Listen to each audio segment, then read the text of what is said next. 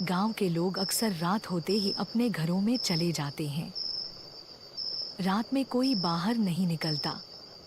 अक्सर गांव में लोग मकान के बाहर आंगन में चारपाई बिछाकर सोते हैं। बिजली भी गुल है। लोग अपने अपने घरों में सो रहे हैं और गांव के कोने वाली टपरी पर 3 लोग बैठे हुए हैं, जैसे हर रोज बैठते थे।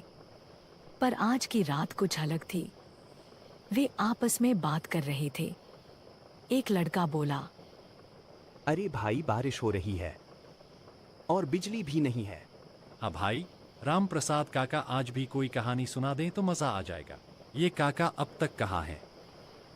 अब तक तो आ जाते। राम प्रसाद काका के एक पुराने दोस्त बोले, अरे भाई, 35 साल पहले हमारे साथ एक हादसा हुआ था। जब हम, राम प्रसाद और मैं, दूसरे गांव में काम करने गए थे। पैसे बहुत अच्छे मिल रहे थे। काम करते करते रात के 9 बज गए थे।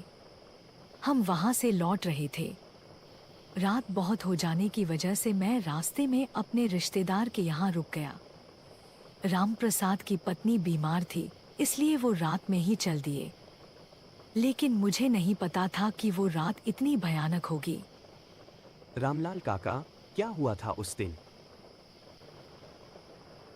तभी राम प्रसाद काका आते हैं। अरे भाई, आ गए तुम लोग। क्या बात हो रही थी? काका, आज हमको वही पुरानी 35 साल पहले की आपके साथ जो हुआ था वो बताइए। राम प्रसाद काका थोड़ा चौंक जाते हैं।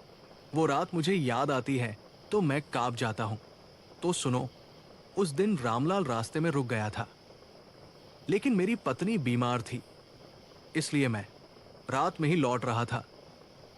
रात बहुत हो गई थी, इसलिए मैं पुरानी हवेली के जंगल वाले रास्ते से आ रहा था। जैसे तैसे मैंने हवेली को पार कर लिया। थोड़ी देर बाद मुझे हल्का होने की जरूरत हुई, तो मैं झाड़ियों की ओर गया। तभी बिजली चमकी और मैंने देखा एक काला साया। मैं वहां से भागने लगा। भागते भागते थोड़ी दूर ही गया था कि मेरे पीछे से एक लड़की की आवाज आई। वो बोली, बाबू रुको जरा, हमें भी ले चलो। बाबू, मैंने पीछे देखा मगर वहां कोई नहीं था।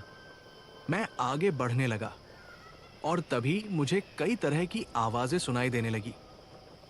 मुझे ऐसा लगा जैसे मेरे कंधे पर किसी ने हाथ रखा हो। मैं डर गया। पीछे देखने की हिम्मत नहीं हो रही थी। मैं आगे आगे चल रहा था और तब आवाजें और डरावनी होने लगी। भेड़ियों की, चिल्लाने की, रोने की। मैं भगवान का नाम लेकर बस चलता गया। फिर थोड़ी देर बाद आवाजें बंद हो गई और थोड़ी दूर पर मुझे एक छोटी सी झोपड़ी दिखी। मैंने आवाज लगाई तो एक साधु बाहर निकले। उन्होंने पूछा, तुम इतनी रात को इस जंगल में कैसे आए? मैंने उन्हें सब कुछ बताया। साधु जी बोले, हाँ समझ गया, आओ आज रात यही आराम कर लो, कल सुबह चले जाना। मैं वहीं रुक गया। सुबह उठकर साधु जी से पूछा तो उन्होंने बताया कि हवेली के आगे जो पीपल का पेड़ है उसमें 2 आत्माएं रहती हैं, एक औरत की और एक उसके पति की। दोनों उसी रास्ते अपने घर जा रहे थे। बहुत धूप हो रही थी। उसका पति उसी पीपल के पेड़ के नीचे मर गया और फिर उस औरत ने भी आत्महत्या कर ली। अब दोनों की आत्माएं उसी पेड़ पर रहती हैं। तो आपको यह कहानी कैसी लगी? पसंद आई होगी तो लाइक और सब्सक्राइब जरूर करें।